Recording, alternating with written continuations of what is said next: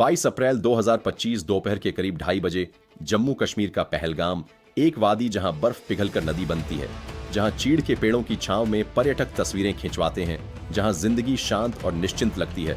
उस दिन भी लोग वहां घूमने आए थे।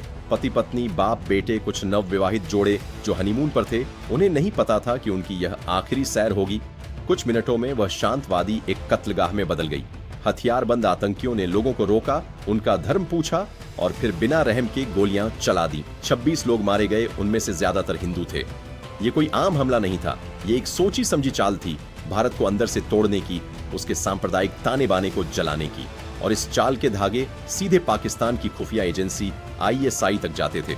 दिल्ली में उस शाम एक सन्नाटा था जो सामान्य नहीं था। साउथ ब्लॉक की उन बंद कमरों में जहां देश के सबसे ताकतवर लोग बैठते हैं, खबर पहुंच चुकी थी। राष्ट्रीय सुरक्षा सलाहकार अजित डोभाल ने फाइलें मेज पर रखीं और एक एक शब्द को ध्यान से पढ़ा। वह आदमी जिसने अपनी जिंदगी के दशकों खुफिया दुनिया के अंधेरे गलियारों में बिताए थे, उसकी आंखों में उस रात एक फैसला पक रहा था, धीरे धीरे लेकिन पक्का। प्रधानमंत्री नरेंद्र मोदी 7 लोक कल्याण मार्ग पर थे। उन्हें सूचना दी गई। जो जवाब उन्होंने दिया वह रिकॉर्ड में नहीं है, लेकिन जो हुआ उसके अगले 15 दिनों ने उस जवाब की गहराई बता दी। अगले 2 हफ्ते भारत ने खामोशी से काम किया। ये खामोशी डर की नहीं थी, ये तैयारी की खामोशी थी। रॉ के एजेंट सक्रिय हो गए। उपग्रहों ने पाकिस्तान के उन 9 ठिकानों की तस्वीरें खींची जहां लश्कर-ए-तैयबा और जैश-ए-मोहम्मद के आतंकी प्रशिक्षण लेते थे, हथियार जमा करते थे और अगले हमलों की योजना बनाते थे। मुरीदके में लश्कर का मुख्यालय था, वही जगह जहां से 2008 के मुंबई हमलों के तार जुड़े थे। बहावलपुर में जैश का केंद्र था, मसूद अजहर की धरती। भारतीय सेना के शीर्ष अधिकारी chief of defence staff general Anil Chauhan, थल सेना अध्यक्ष जनरल उपेंद्र द्विवेदी और वायुसेना प्रमुख air chief marshal AP Singh एक ऑपरेशन की रूपरेखा बना रहे थे जिसे भारत ने पहले कभी नहीं आजमाया था। 6 मई की रात, अंधेरा गहरा था। अंबाला, ग्वालियर, श्रीनगर और राजस्थान के नल एयरबेस से भारतीय वायुसेना के राफेल लड़ाकू विमान एक एक कर उड़ान भरने लगे। रनवे की रोशनियां जलीं और बुझ गईं। इंजन की गड़गड़ाहट रात के सन्नाटे में घुल गई। करीब 20 राफेल और अन्य लड़ाकू विमान, कुल मिलाकर 100 से ज्यादा विमान उस रात आसमान में थे, सभी एक नियत लक्ष्य की ओर। ब्रह्मोस सुपरसोनिक मिसाइलें और अन्य सटीक हथियार विमानों के पेट में छुपे थे। पाकिस्तान को भनक तक नहीं लगी, या शायद लगी, लेकिन तब तक बहुत देर हो चुकी थी। 7 मई 2025 रात के ठीक 1:05 पहली मिसाइल ने बहावलपुर के जैश-ए-मोहम्मद के परिसर को छुआ। धमाका इतना जोरदार था कि किलोमीटरों दूर तक लोग नींद से जाग गए। उसके बाद अगले 25 मिनट में 8 और ठिकाने तबाह हो गए। मुरीदके, कोटली, मुजफ्फराबाद, बहावलनगर, 9 में से 9 निशाने, एक भी छूका नहीं।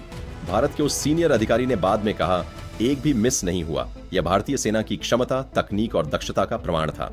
साउथ ब्लॉक के ऑपरेशन रूम में एक बड़ी स्क्रीन पर लाइव फीड चल रहा था। जनरल चौहान, जनरल द्विवेदी और एयर चीफ मार्शल सिंह चुपचाप देख रहे थे। हर धमाके के बाद एक नाम काटा जा रहा था, उस लिस्ट से जो पिछले 2 हफ्तों में तैयार की गई थी। 7 लोक कल्याण मार्ग पर नरेंद्र मोदी जाग रहे थे। रक्षा मंत्री राजनाथ सिंह, गृह मंत्री अमित शाह और अजित डोभाल हॉटलाइन पर जुड़े थे। यह पल इतिहास का था। 1971 के बांग्लादेश युद्ध के बाद पहली बार भारत ने पाकिस्तान की मुख्य भूमि में इस गहराई तक प्रहार किया था। लेकिन यह युद्ध नहीं था, यह एक सर्जिकल जवाब था, नपातुला, सटीक और निर्णायक। भारत ने पहले ही स्पष्ट कर दिया था, कोई सैन्य प्रतिष्ठान नहीं, कोई नागरिक ढांचा नहीं, सिर्फ वो 9 जहरीले घोंसले जहां से आतंक पलता था। पाकिस्तान की प्रतिक्रिया देर नहीं आई।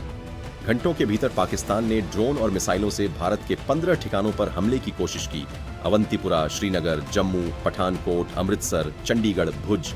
लेकिन भारत का S-400 मिसाइल रक्षा तंत्र पहले से सतर्क था। रूस निर्मित यह प्रणाली एक साथ 36 लक्ष्यों को भेज सकती है, 600 किलोमीटर की दूरी तक। पाकिस्तान के ड्रोन और मिसाइलें एक एक कर आसमान में ही नष्ट हो गईं। भारत की धरती पर एक भी सफल हमला नहीं हो सका। इजरायली हार्पी ड्रोन ने पाकिस्तान के रडार सिस्टम को तबाह करना शुरू कर दिया। जो आंखें थीं पाकिस्तानी वायुसेना की, वो एक एक करके अंधी होती जा रही थीं। अगले 3 दिन 7 से 10 मई एक ऐसा खेल चला जिसे दुनिया ने टीवी स्क्रीन पर देखा, लेकिन उसकी गहराई कम ही लोग समझ पाए। भारत ने पाकिस्तान के वायु रक्षा तंत्र को धीरे धीरे परत दर परत उधेड़ना शुरू किया। रडार स्टेशन तबाह हुए, कमांड और कंट्रोल सेंटर जले। पाकिस्तानी वायुसेना के कम से कम 5 लड़ाकू विमान मार गिराए गए। ये उपमहाद्वीप का पहला गैर संपर्क युद्ध था, जहां न कोई सैनिक सरहद पार गया, न कोई टैंक घुसा सिर्फ मिसाइलें, ड्रोन और सटीक तक। दुनिया देख रही थी कि चीनी हथियारों से लैस पाकिस्तानी वायुसेना और भारत के राफेल विमानों के बीच क्या होता है। जो जवाब मिला वह नई दिल्ली के लिए संतोषजनक था। 10 मई की शाम 5 बजे पाकिस्तान के डायरेक्टर जनरल मिलिट्री ऑपरेशंस ने भारत के डीजीएमओ को फोन किया। यह फोन किसी बराबर की बातचीत के लिए नहीं था। यह उस आदमी की कॉल थी जो समझ चुका था कि आगे का रास्ता और तकलीफदेह होगा। दोनों तरफ से संघर्ष विराम तय हुआ, जल, थल और वायु। शाम 5 बजे से प्रभावी 88 घंटे चले इस ऑपरेशन में भारत ने वो कर दिखाया जो 3 दशकों की आतंकी हिंसा के बावजूद पहले कभी नहीं हुआ था। लेकिन ऑपरेशन सिंदूर सिर्फ बमों और मिसाइलों की कहानी नहीं है। इसका नाम सिंदूर उन औरतों के लिए रखा गया था जिनकी मांग पहलगाम की उस वादी में खून से भर गई थी। उनके पतियों को इसलिए मारा गया था क्योंकि वे हिंदू थे। नाम में एक दर्द था, एक वादा था कि यह देश अपने नागरिकों की मौत का हिसाब मांगता है। भारत ने एक नया सिद्धांत स्थापित किया, परमाणु धमकी से नहीं डरेगा। आतंक को पनाह देने वाले को सजा मिलेगी और खून और पानी साथ नहीं बह सकते। सिंधु जल संधि निलंबित कर दी गई। अटारी वाघा सीमा बंद हो गई। पाकिस्तान की अर्थव्यवस्था जो पहले से आईएमएफ की मोहताज थी, एक और गहरे संकट की तरफ धकेल दी गई। इतिहास की किताबें जब भी 7 मई 2025 की रात को याद करेंगी तो वे उस 25 मिनट को याद करेंगी जब भारत ने चुप्पी तोड़ी।